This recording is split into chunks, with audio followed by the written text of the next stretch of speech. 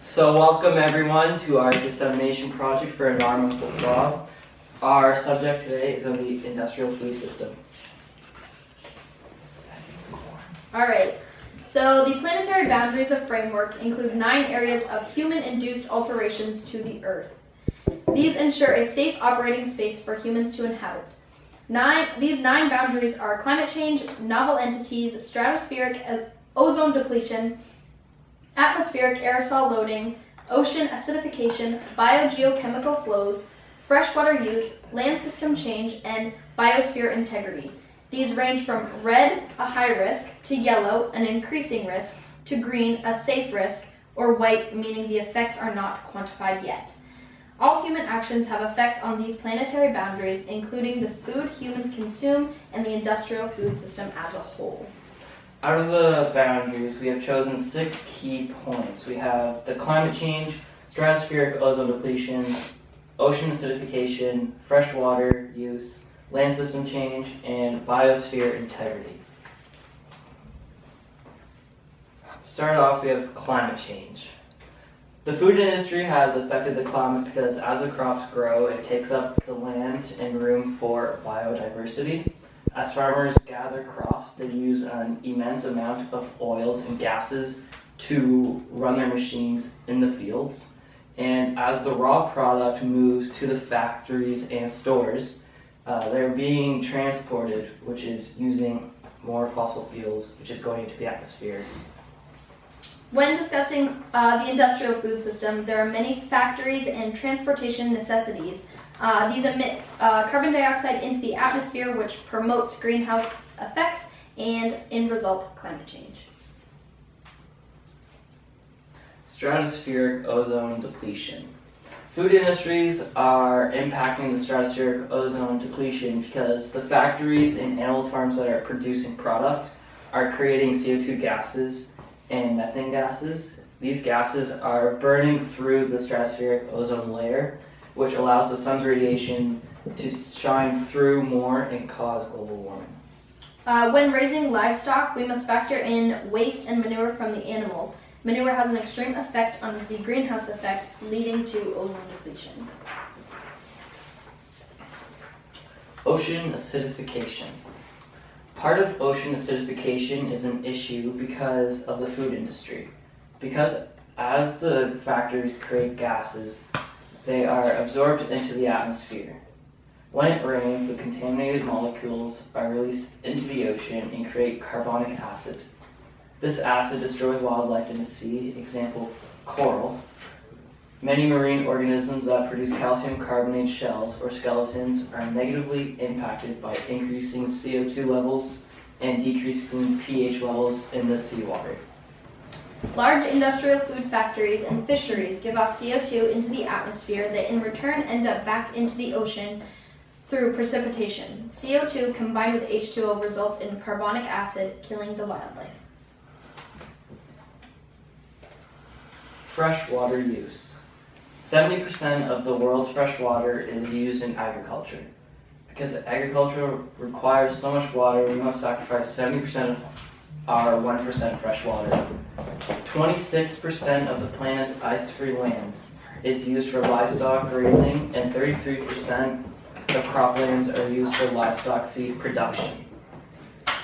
Livestock contributes to 7% of the total greenhouse gas emissions through intricate formation and manure. It is the amount of water that is put into livestock and in the industrial food system that impacts humans' availability to fresh water. Land system change. Land system change plays a key role in food security challenges. Land is converted to human use all over the planet. Forests, wetlands, and other vegetation types have primarily been converted to agricultural land. This land use change is one driving force behind the serious reductions in biodiversity, and it has impacts on water flows and on the biogeochemical cycling of carbon, nitrogen, and phosphorus, and other important elements. The food industry decreases biodiversity, which eliminates the possibility for a more sustainable environment. The need for crops and agriculture take over massive parts of the land. Biosphere integrity. Loss of plant and animal species due to human activities have been more rapid in the past 50 years than at any time in human history, increasing the risks of abrupt and irreversible changes to ecosystems. Due to the three drivers, which are population growth, economic growth, and energy use, farmers must expand their crops, which increases the loss of habitat. The industrial food system has impacts on the variety and variability in species on Earth. So the three drivers. A driver is a root cause of a phenomenon. Just as all other problems, there are drivers that have caused the Anthropocene and the environmental crisis. These drivers are structural and associated with social structures. They are hard to change or differ, but this is not impossible. The said drivers to the Anthropocene include economic growth, population growth, and energy use growth and transformation. All of these have massive effects on our planet and the people that live on it. The industrial food system has impacts on each of these drivers. Population growth. As the population grows, so does the demand for product. With the increase of demand of produce, so does the demand for crops. Population growth also requires a higher demand in animal farms, which demands for more corn and grain as well as water. Economic growth. The food industry has impacted the economy because as the industry grows, so does our economy.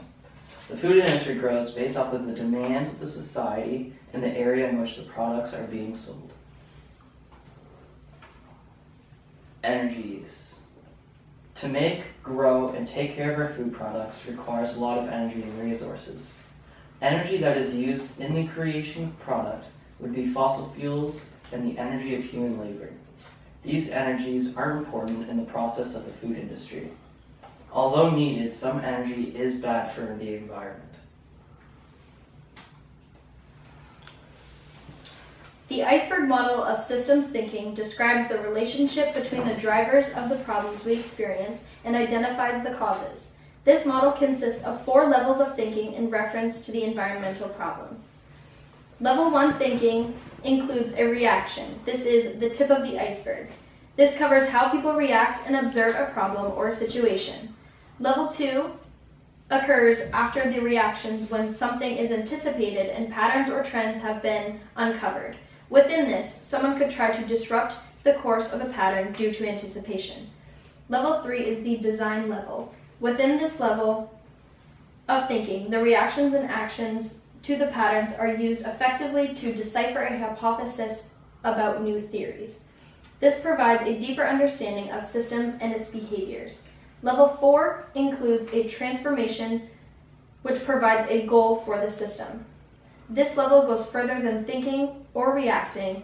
This includes actions for a better outcome in any given situation. The industrial food system relates to this system because society has to think, react, and act to the situation just as any other problem relating to the environment and the crisis we are currently